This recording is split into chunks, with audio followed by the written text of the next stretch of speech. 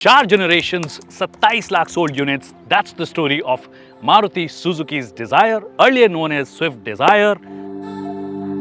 Finally fourth generation इसकी भारत में आ गई है और आज हम उसको चलाने आए हैं।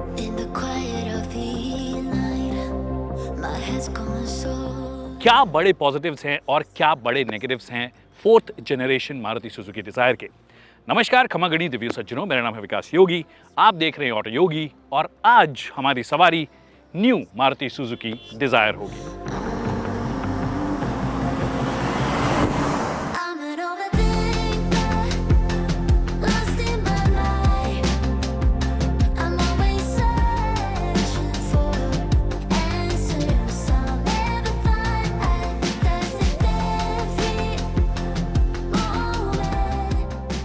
शुरुआत करते हैं न्यू डिजायर के सबसे बड़े पॉजिटिव के साथ और वो है इसकी overall safety. Now approved by Global NCAP's latest crash tests. Fourth generation Dzire Maruti Suzuki की पहली 5 स्टार कार बन गई है। अडल्ट प्रोटेक्शन में इसे 34 में से 31.24 का स्कोर मिला है, जो कि इसे एक्चुअली फोक्सवैगन स्कोडा की सभी कार से ज्यादा सेफ बनाती है in adult protection. It's only Tata safari / Harrier और निक्सॉन मॉडल्स जो अभी इस स्कोर में डिजायर से आगे हैं। हालांकि चाइल्ड प्रोटेक्शन सेफ्टी में अभी भी स्कोडा और फोक्सवैगन कार्स थोड़ा आगे है विद फुल 5 स्टार्स। वहीं पे डिजायर को 4 स्टार मिले हैं, which is not bad to be honest. Dzire के बेहतरीन परफॉर्मेंस के पीछे का लॉजिक है reinforcements and high strength steel used on the Heartect platform. उसके अलावा बेस वेरिएंट से ही आपको 6 airbags, ABS plus EBD, 3-point seat belts with seat belt reminders मिलते हैं। इनफैक्ट जो मॉडल ग्लोबल NCAP ने टेस्ट किया है वो डिजायर का बेस मॉडल है। So according to us this is the biggest positive of the new generation Dzire. The positive संख्या 2 और वो है इसका डिस्टिंक्ट लुक। दैट्स राइट, पहले इसे स्विफ्ट डिजायर जो बोला जाता था वो गलत नहीं बोला जाता था, क्योंकि स्विफ्ट पर ही बेस्ड है, आज भी बेस्ड है, मतलब स्विफ्ट वाले प्लेटफॉर्म पे ही, पर एटलीस्ट दिखने में ये डिस्टिंक्ट अब लगती है, अलग लगती है। लगती नहीं है कि भैया स्विफ्ट को थोड़ा सा बड़ा कर दिया है और वो सेडान लाइक बूट उसमें लगा दिया है तो वो अलग हो गई है। इस बार फाइनली इन्होंने डिज़ाइन लैंग्वेज की अगर आप बात करोगे, चाहे फ्रंट से देख लो, साइड से देख लो, there are distinct elements starting from the grille बिल्कुल अलग लग रही है, हेडलैम्प यूनिट बिल्कुल अलग लग रही है, फिर ये हॉरिजॉन्टली ऐसा लगता है कनेक्टेड टाइप की है, ये काफ़ी अच्छा लग रहा है। अलॉय व्हील्स जो है वो भी इसके स्विफ्ट से अलग लगते हैं एंड मोस्ट इंपॉर्टेंटली साइड से अगर आप गाड़ी को देखोगे तो ट्रेडिशनल सेडान्स वाली फील इस गाड़ी के अंदर है, हल्की सी यहाँ से उठी हुई, यू कॉल इट किंक, और प्रॉपर 3 बॉक्स डिज़ाइन जो आपके सेडान्स की होती है वैसी डिज़ाइन इन्होंने दी है, which I like. So according to me, front से देख लीजिए, साइड से देख लीजिए, रियर से देख लीजिए, it doesn't look like the Swift with a sedan like boot. It has its own identity now. जिन लोगों को लग रहा था कि होंडा अमेज की जैसी लगती है, एक्चुअली होंडा अमेज की जैसी नहीं लगती है इन पर्सन। और होंडा अमेज अब वैसे भी थोड़ी आगे चली गई है, वो अमेज से ज़्यादा अब अकॉर्ड की जैसी लगने लगी है। एटलीस्ट जो टीजर इमेजेस आई हैं और जब तक ये वीडियो आएगा शायद थोड़ी और इन्फॉर्मेशन आ जाएगी, but yes it looks distinct, it looks handsome. अब बढ़ते हैं अगले पॉजिटिव की ओर और वो है कि भैया फीचर्स जो हैं भर भर के दे दिए हैं। सेगमेंट की सबसे फीचर लोडेड ये गाड़ी हो चुकी है। बेस्ट सेलिंग तो थी ही थी, बट इस बार बेस्ट फीचर्स भी आ गए हैं। कौन कौन से फीचर्स हैं? 360 डिग्री कैमरा जो है वो आपके लिए मिल गया है, 3D एलिमेंट वेलिमेंट ये सब चीज़ें भी इन्होंने दी है, बट एक बार के लिए बंद कर देते हैं। फिर इंडियंस का चहीता सनरूफ आपको दे दिया है। इलेक्ट्रिक एडजस्टमेंट है, यहाँ से बटन दिया गया है, थोड़ा सा लंबा प्रेस करोगे तो ये खुल जाता है, मतलब ये थोड़ा सा लंबा प्रेस करोगे तो ऐसे खुल जाता है और ऐसे ही लंबा प्रेस करोगे तो बंद हो जाता है।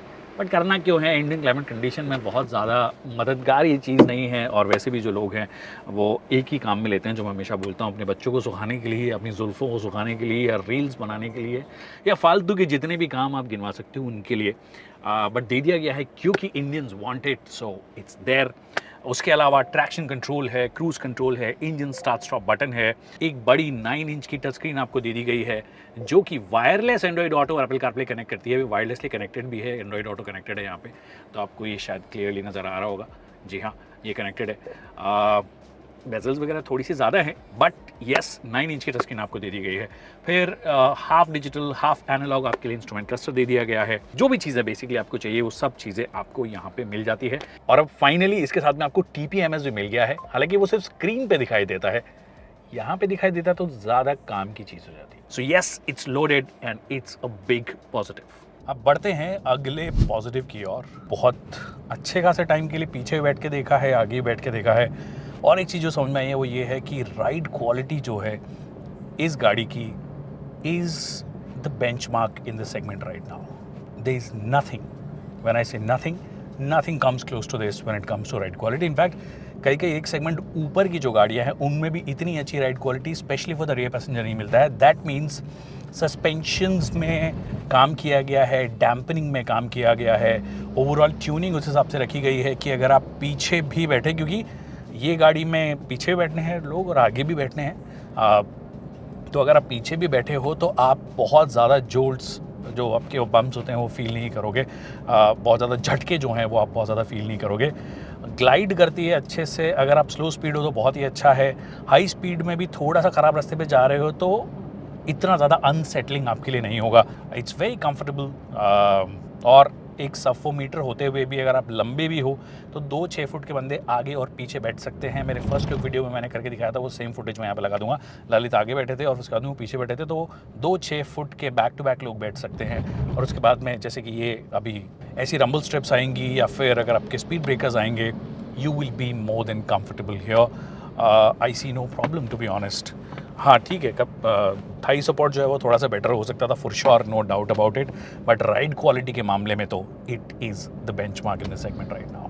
और राइट, तो अब अगले पॉजिटिव की बात करते हैं। That is the ease of driving. This is something जो मारुति की ऑलमोस्ट हर गाड़ी में है।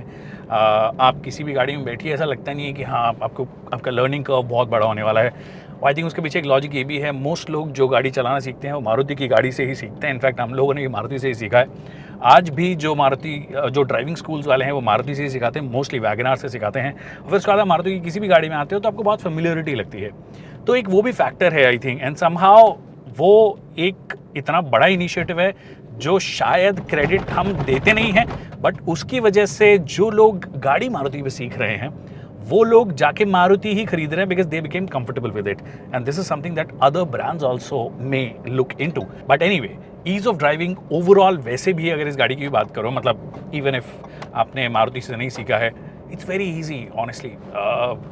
लाइट स्टीयरिंग है, और गियर नॉब जो है, मतलब जो गियर शिफ्ट्स हैं वो बहुत ही ईजी हैं। क्लच बहुत लाइट है, ऐसा कोई दिक्कत नहीं है। और विजिबिलिटी भी ओवरऑल फॉर अ सेडान जैसी भी विजिबिलिटी होती है, one of the best visibility आपको यहाँ पे ऑफर होती है। Steering is not too big, not too small. Overall कहीं पे भी ऐसा इंट्रूसिव नहीं लगता। सिर्फ एक ये पार्ट मुझे कभी कभी इंट्रूसिव लगता है, बट ठीक है, आप थोड़ा सीट को ऊंचा करके बैठोगे तो दिक्कत है, बट ये थोड़ा वेल इंटीग्रेट होना चाहिए मेरे हिसाब से इस डैशबोर्ड के अंदर ही। अदरवाइज कोई A pillar, B pillar, C pillar कोई दिक्कत होती ही नहीं है। IRVM में भी बढ़िया विजिबिलिटी देता है। हाँ ठीक है, ऑटो डिमिंग IRVM नहीं है तो रात में बहुत अच्छी विजिबिलिटी नहीं देगा अगर आप चलाओगे पीछे से जब लोग फ्लैश मारेंगे, तो वो दिक्कत आपको हो सकती है। Otherwise it's a very easy car to drive the moment you sit inside. जैसे मैंने बोला कि लर्निंग कर्व जैसा कुछ है ही नहीं, when you just sit drive, just sit and drive, तो वो वाली चीज़ है। तो एनीबडी इन योर फैमिली वो पहली बार चलाएंगे तो भी उनको दिक्कत नहीं होगी। आप रेगुलर कोई और गाड़ी चलाते हो, इसको चलाने आओगे तो भी कोई दिक्कत नहीं होती है। तो I think it's a big plus. Engine भी जो है, जो 1.2 लीटर का 3 सिलेंडर इंजन है, despite the fact that it's a 3 cylinder, it is a very smooth engine in that sense. 3 cylinder के स्टैंडर्ड्स है, मतलब 3 सिलेंडर में हमारे पास में बहुत अच्छे इंजन हैं नहीं, नेचुरली एस्पिरेटेड स्पेशली अगर हम बात करें, और ज़्यादातर बहुत ज़्यादा वाइब्रेट करते हैं। और इस बार इन्होंने वाइब्रेशंस पर भी जो है ना बहुत अच्छा काम किया है। In fact it's way more silent in that sense, मतलब वाइब्रेशन वाइज ज़्यादा साइलेंट है स्विफ्ट से भी। स्विफ्ट थोड़ा सा ज़्यादा हल्का सा वाइब्रेशन ज़्यादा फील होता है, यहाँ पे वो फील नहीं होता है। फिर सस्पेंशंस जो हैं उनका भी रोल होता है कि आपका ईज ऑफ ड्राइविंग कैसा आ रहा है, तो it takes care of almost everything. It is not an enthusiast car, but अगर आप रेगुलर चला रहे हो तो कोई दिक्कत आपको होगी नहीं।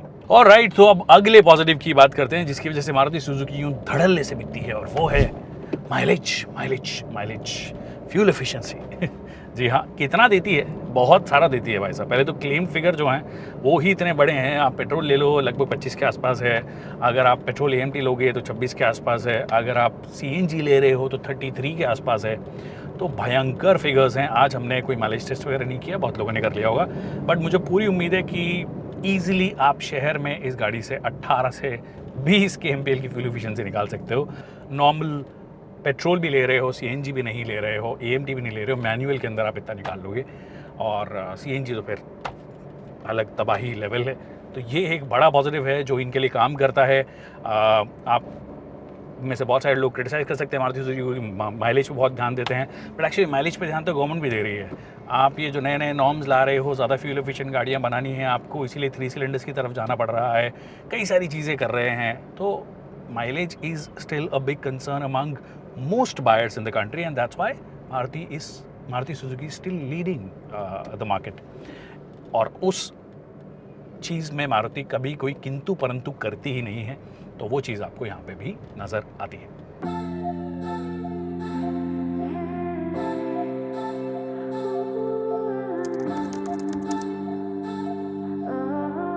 अब देखिए, मारुति की कोई भी गाड़ी में आप बैठिए, सोइए, तो आपको ऐसा नहीं लगेगा कि यार नई गाड़ी है। मतलब सारी गाड़ियाँ एक जैसी लगती है।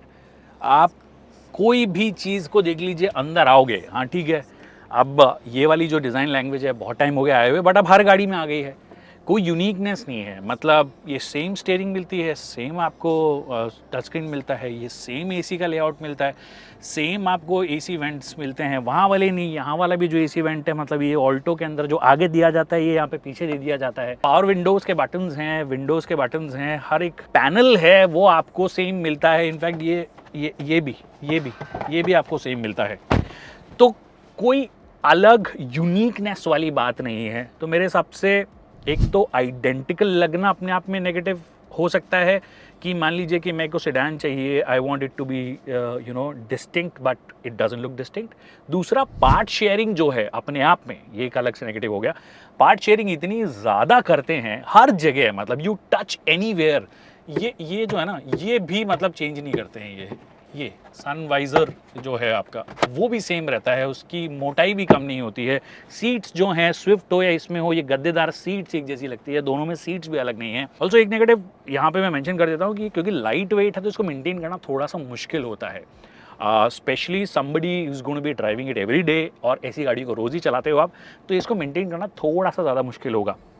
तो नेगेटिव दो मैंने आपको बोल दिए। एक तो बहुत ज़्यादा आइडेंटिकल लगती है, बाकी सब गाड़ियों की जैसी ही लगती है। दूसरा, उस लगने का रीज़न भी एक नेगेटिव ही है कि हर जगह पार्ट शेयरिंग है। प्लास्टिक मटेरियल भी चेंज नहीं करते हैं ये कहीं पर भी। ये प्लास्टिक यहाँ, ये लेयरिंग, सब जगह एक जैसे प्लास्टिक्स यूज़ होते हैं। नेगेटिव संख्या 3, fit and finish levels. Interior की बात कर लीजिए या एक्सटीरियर की बात कर लीजिए, इनफैक्ट इंटीरियर तो फिर भी काफ़ी सिमिलर क्योंकि लगता है इनका, तो वो ऑलमोस्ट सेम ही है। उसमें बहुत ज़्यादा पैनल गैप्स वगैरह नज़र नहीं आते हैं, बट ऑफ कोर्स वो प्रीमियमनेस की अपील जो है वो मिस करती है, जो कि मैं ऑलरेडी बात कर चुका हूँ। बट एक्सटीरियर में जब आप आते हो तो वहाँ पर गैप्स जो हैं कुछ तो ऐसे हैं, बहुत ही बड़े गैप्स हैं। ये देख रहे हो, this could have been slightly better. Of course design का पार्ट है, बट फिर ये अनइवन कई जगह पे हो जाता है। फिर ये गैप जो है काफ़ी बड़ा है, यहाँ से एक्चुअली अंदर के पार्ट्स भी नज़र आ रहे हैं, तो थोड़ा सा बेटर शट किया जा सकता था, ये लाइंस को थोड़ा और क्लोज किया जा सकता था। यदि रेयर में भी आओगे तो ये देखिए, मतलब उंगली ही घुस गई है हमारी। तो जहाँ लुक्स पे काम किया है, थोड़ा बहुत फिट एंड फिनिश लेवल्स पे काम कर लेते, थोड़ी बहुत बेटर ओवरऑल बिल्ड पे काम कर लेते, तो वो प्रीमियमनेस वाली जो अपील है वो इसकी डेफिनेटली बेहतर हो जाती। तो ये नेगेटिव अभी भी मुझे लगता है।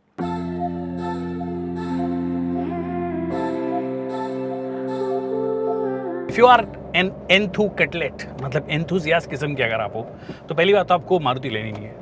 अगर आप ऑफ रोड एंथुजियास्ट हो तो आपके लिए जिम्नी फिर भी अवेलेबल है, but there was a time जब Swift used to be really fun, it still more fun.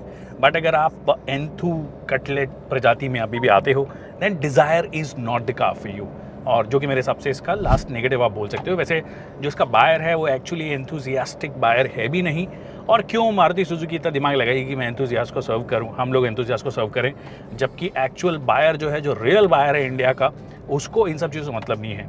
उसको ईज़ ऑफ ड्राइविंग से मतलब है, जो कि मैं पॉजिटिव्स में ऑलरेडी बता चुका हूँ, वो इस गाड़ी में ऑलरेडी मिलता है। तो I think if you're still looking for that fun. तो 1.2 liter 4 cylinder, the BS4 one was actually much better. In fact, 1.2 4 cylinder BS6 वाला भी इससे थोड़ा सा बेटर लगता था.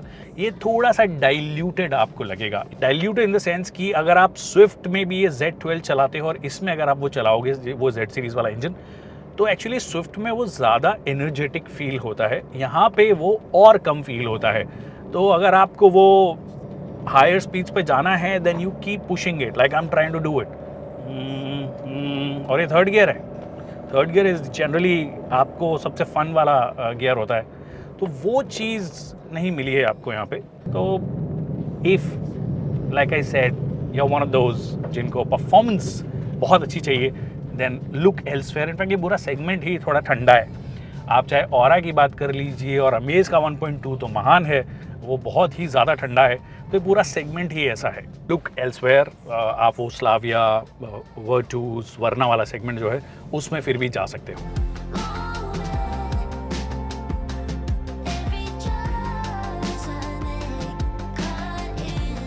ऑलराइट, तो पॉजिटिव्स और नेगेटिव्स जो मुझे नज़र आए इस फर्स्ट ड्राइव वीडियो में वो मैंने आपको बता दिए. अब फाइनल बात कर लेते हैं. देखिए, वैसे मैं ये जो वीडियो शूट कर रहा हूँ ये लॉन्च से पहले का वीडियो है. लॉन्च से कुछ दिनों पहले हम शूट करें. लॉन्च 11 तारीख को है, ये वीडियो 12 तारीख को आ रहा है, तो एग्जैक्ट जो प्राइसिंग है यहाँ पे क्लियरली मेंशन हो जाएगी. बट मुझे उम्मीद है कि मोर और लेस सेम ही रहने वाली है. टॉप एंड वेरिएंट थोड़ा सा करीब 25-30 हज़ार 40 हज़ार के ऊपर जा सकता है. बाकी जो इस सेगमेंट के बायर्स हैं, definitely they if they are looking for something जो थोड़ा डिस्टिंक्ट नज़र आता है, डिज़ायर ही चाहिए बट अलग चाहिए, और उनको और ज़्यादा फ्यूल एफिशिएंसी चाहिए, तो डेफिनेटली ये आपके लिए एक अच्छा ऑप्शन हो सकता है. अब दिखने भी अच्छी लगी है, फीचर्स भी बहुत सारे हो गए हैं और प्राइसिंग भी मोर और लेस सेम ही रही है, तो वो चीज़ है. आई होप इसमें और इंजन ऑप्शंस होते. डीजल पहले एक टाइम पे हुआ करता था, वो चला गया है, बट और होते तो मज़ा आ जाता. बट CNG है तो फ्यूल एफिशिएंट, एक अच्छी दिखने वाली गाड़ी और फीचर रिच गाड़ी अगर आपको चाहिए तो डिज़ायर जो है आपके लिए एक अच्छा ऑप्शन साबित हो सकता है. Thank you so much people for watching this video.